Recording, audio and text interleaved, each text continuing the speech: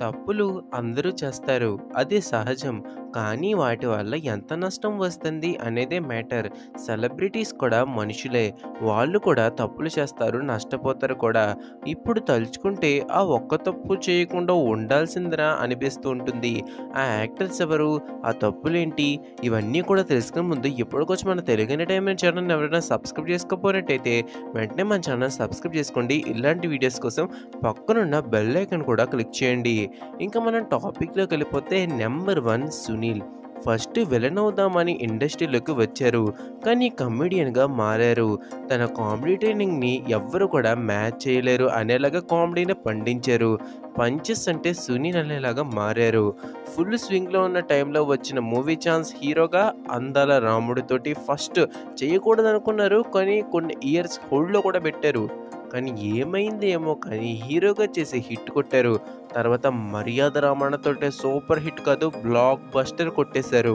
ఇంకా ఆ తర్వాత నుండి నాన్ స్టాప్‌గా హీరోగా మూవీస్ అయితే చేస్తూ ఉన్నారు. కొన్ని హిట్లు కూడా అయ్యాయి. పూల రంగుడు లాంటివి. కానీ ఉంగరాల రాంబాబు లాంటి చాలా ఫ్లాప్స్ కూడా ఎదుర్కొన్నారు. తర్వాత సైడ్ హీరోగా తడాకా కూడా చేశారు కానీ అది కూడా బోల్తా కొట్టింది. హీరోగా మూవీస్ మానేశారు. కమెడియన్‌గా ఛాన్స్ ముందే వదిలేశారు. తర్వాత సునీల్ గారికి కూడా వదిలేశారు కదా అని ఛాన్సులు కూడా తగ్గిపోయాయి. 2 హిట్స్ రాగానే టాప్ కమెడియన్‌గా నుండి హీరోగా మారిపోయి పెద్ద తప్పు చేశారనే చెప్పాలి. రిజల్ట్‌గా చాలా ఇయర్స్ డౌన్‌ఫాల్ అయితే ఎదుర్కొన్నారు. మొత్తానికి పుష్పతో తన ఇండస్ట్రీకి ఎందుకు వచ్చారో అదే రోల్ చేసి విలన్‌గా యాక్ట్ చేసి కంబ్యాక్ ఇచ్చారు. తమిళ్‌లో అయితే మోస్ట్ డిమాండింగ్ క్యారెక్టర్ ఆర్టిస్ట్‌గా మారిపోయారు. తెలుగులో మళ్ళీ కమెడియన్ ఛాన్సెస్ వస్తున్నాయి. ఇటు సపోర్టింగ్ యాక్టర్‌గా, కమెడియన్‌గా, కొన్ని సినిమాల్లో విలన్‌గా తమిళ్, తెలుగు ఇండస్ట్రీలో సూపర్‌గా రాణిస్తున్నారు. ఇది రియల్ కంబ్యాక్ అంటే. నెంబర్ 2 అనిల్ సుంకర, అఖిల్, సురేందర్ రెడ్డి. జనరల్‌గా మూవీ యూనిట్‌లో ఒక్కరు మిస్టేక్ చేస్తేనే రిజల్ట్ తేడా కొడుతుంది. అలాంటిది మూవీకి మెయిన్ పిల్లర్స్ అయిన హీరో, డైరెక్టర్, ప్రొడ్యూసర్స్ తప్పులు చేస్తే రిజల్ట్ ఏజెంట్‌లో ఉంటుంది. ఫస్ట్ ఆఫ్ ఆల్ ఒక ఇంట్రెస్టింగ్ విషయం తెలుసుకుందాం. ఏంటంటే ఈ మూవీ రైటరే ఈ మూవీని చూడలేదు అంట. రైటరే కాదు, థియేటర్లో చూసిన వాళ్ళు తప్ప ఈ మూవీని ఎవరు కూడా చూడలేదు. ఇంకా దానికి రీజన్ ఏంటంటే ఓటీటీలో కానీ టీవీలో కానీ రాకపోవడం. అసలు ఇంత డౌన్కి ఏజెంట్ ఎలా వెళ్ళింది, అసలు ఎక్కడ మిస్టేక్ అయ్యిందో తెలుసుకుందాం. ఫస్ట్ ఆఫ్ ఆల్ ఈ మూవీకి బౌండ్ స్క్రిప్ట్ లేదు.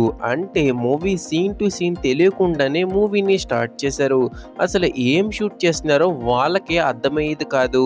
డైరెక్టర్ సురేందర్ రెడ్డి అయితే ఏదో ఇష్యూ వచ్చిందని అలాగే మూవీ నుండి తప్పుకున్నారు. మళ్ళీ బతిమాలి రప్పించారు.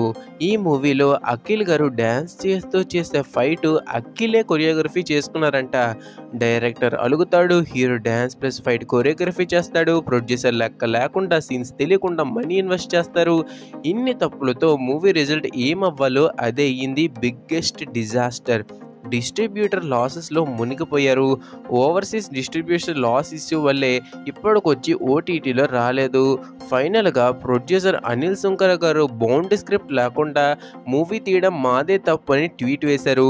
నిజంగా ఆ బ్లేమ్ని యాక్సెప్ట్ చేయడం అనేది నిజంగా మంచి విషయం. చాలా తక్కువ మంది వాళ్ళ తప్పుని ఒప్పుకుంటారు.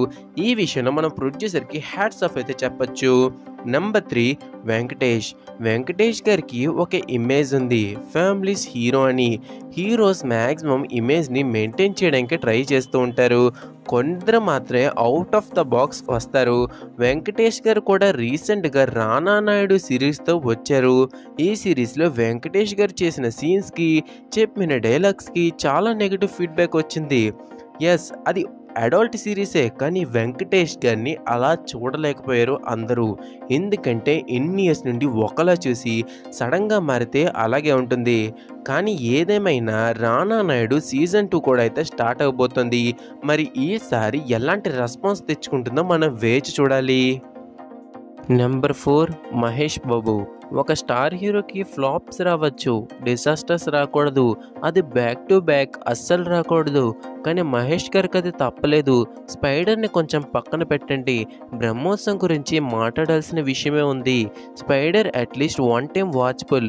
బ్రహ్మోత్సవం ఒక్కసారి కూడా చూడలేమనే చెప్పాలి. సీరియల్ కంటే ల్యాగ్, అవసరం లేని సాంగ్స్, ఇంట్రెస్టే లేని స్టోరీ వాట్ నాట్ ప్రతి ఆస్పెక్ట్లోని ఫెయిల్ అయింది ఈ సినిమా.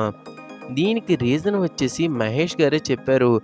అది తను చేసిన తప్పే అని డైరెక్ట్గా ఇంటర్వ్యూలోనే మహేష్ గారు చెప్పడం జరిగింది.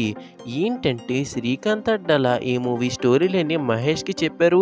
తను కూడా ఎగ్జైట్ అయ్యారు. వెంటనే ఓకే చెప్పేశారు. అప్పటికే శ్రీమంతుడితోటి కంబ్యాక్ ఇచ్చేశారు. శ్రీకాంత్ గారితో చేసిన సీతమ్మ వాకిట్లో సిరిమల్ల చెట్టు best multi starrer in Tollywood అని చెప్పుకోవాలి. ఫ్యామిలీస్కి మహేష్ని మరింత దగ్గర చేసిన సినిమా. స్టోరీ లైన్ కూడా బాగానే ఉంది కదా అని ఓకే చెప్పేశారు. కానీ మూవీకి బౌండ్ స్క్రిప్ట్ అనేది లేదు. మహేష్ గారికి కూడా తెలీదు.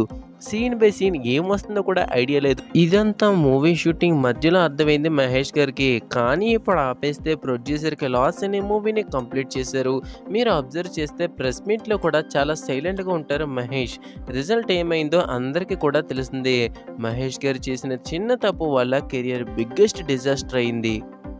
Lastly number 5 Prabhas. Just imagine, ఒక హీరోకి ఒక ఇండస్ట్రీ హిట్టే మైల్ స్టోన్.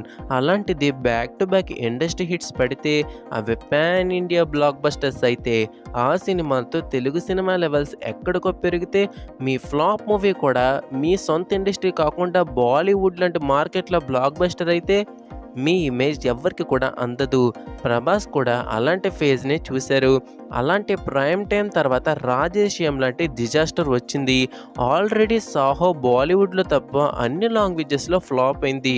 ఇప్పుడు రాధేశ్యామ్ ఏకంగా డిజాస్టర్ అయింది. పోనీలే అన్ని హైస్ చూశాక ఈ మాత్రం ఫ్లాప్స్ కన్ఫర్మ్ కదా అనుకుందాం. కానీ ప్రభాస్ గారు మెయిన్ తప్పు ఎక్కడ చేశారంటే ఆదిపురుష్ దగ్గర 0% ఒరిజినల్ లొకేషన్స్తో అంతా గ్రీన్ మ్యాట్తోనే తీశారు. మోషన్ క్యాప్చర్తో వాళ్ళ బడ్జెట్లో అవ్వదు. మంచి అవుట్పుట్ కూడా రాదు. అయినా తీశారు. రిజల్ట్ కార్టూన్స్ అని ట్రోల్స్ పడ్డాయి. పోగోలో టెలికాస్ట్ చేస్తారనే రేంజ్లో వచ్చే నార్త్ నుండి సౌత్ ఇండియా వరకు ప్రతి చోట నెగిటివ్ ఇంపాక్టే. అసలు ఇక్కడ అందరికీ డౌట్ ఏంటంటే రావణాసుడి గబ్బలం మీద రావడం, రావణుడి గెటప్, గోల్డ్ సిటీ లంకనే బ్లాక్గా చూపించడం, ఇవన్నీ విని కూడా ఎలా ఓకే చేశారు? బాహుబలితో వచ్చిన మంచి ఇమేజ్ అంతా కూడా ఆదిపురుష్ నెగిటివ్ చేసిందని చెప్పాలి. ఆదిపురుష్ ఒక్కటి ఓకే చేయకుండా ఉండాల్సిందని ఫ్యాన్స్ కూడా ఎప్పటికొచ్చి కోరుకుంటూ ఉంటారు. సో మనకి ప్రభాస్ గారి కెరీర్లో ఇప్పటికొచ్చి బిగ్గెస్ట్ డిజాస్టర్ వచ్చేసరికి ఆదిపురుష్ నెంబర్ 1 పొజిషన్లో ఉంది. 120 crore ప్లస్ లాసెస్ వచ్చాయి. Radhe Shyam second place. సో అవి మన టాప్ 5 యాక్టర్స్ చేసిన బిగ్గెస్ట్ మిస్టేక్స్ అయితే. సో మనకి ఈ వీడియోకి పార్ట్ 2 కూడా ఉంది. కావాలంటే కింద కామెంట్స్ చేయండి. కన్ఫర్మ్గా పార్ట్ 2 కూడా అయితే చేస్తాను. That's it for the today video. Thank you for watching the video. జై హింద్.